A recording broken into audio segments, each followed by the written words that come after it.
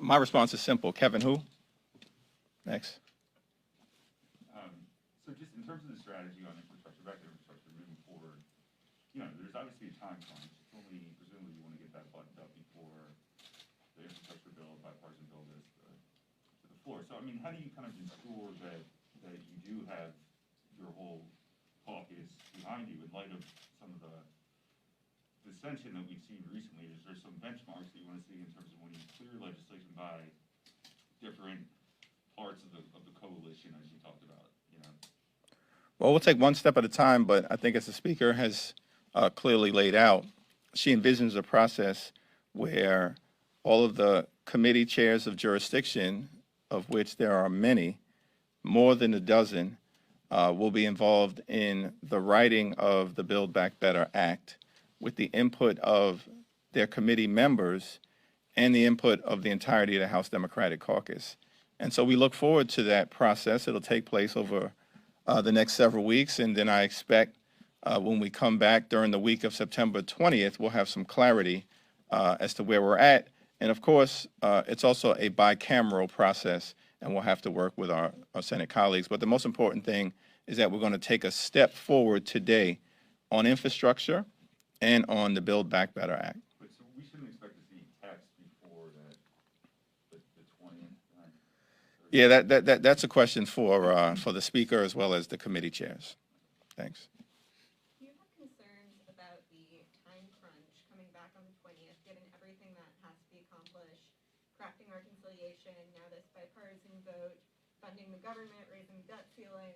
Like, do you have concerns about that? I don't.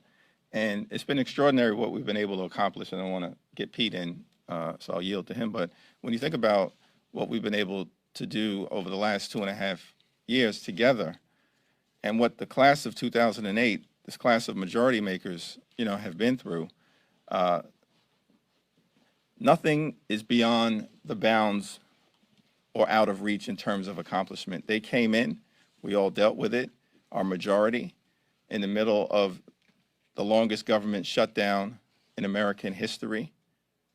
We had to deal with the Trump presidency, its toxic nature, an impeachment investigation, an actual impeachment, a near war in Iran, a once-in-a-century COVID-19 pandemic, so much pain, suffering, and death, a related economic crisis, a presidential election, a refusal to concede, a violent insurrection, another impeachment. And through all of that, you're talking about getting things done like the U.S. Mexico-Canada trade agreement, ending surprise billing, providing paid family leave for military families and all governmental employees, restoring Pell Grants as part of the effort to deal with the mass incarceration epidemic that we have, the CARES Act, the HEROES Act, the American Rescue Plan, massive tax cuts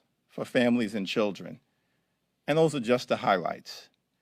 In the midst of perhaps one of the most turbulent periods in American history. So this is a battle-tested group, and I'm confident that there's no challenge that we can't overcome. Pete.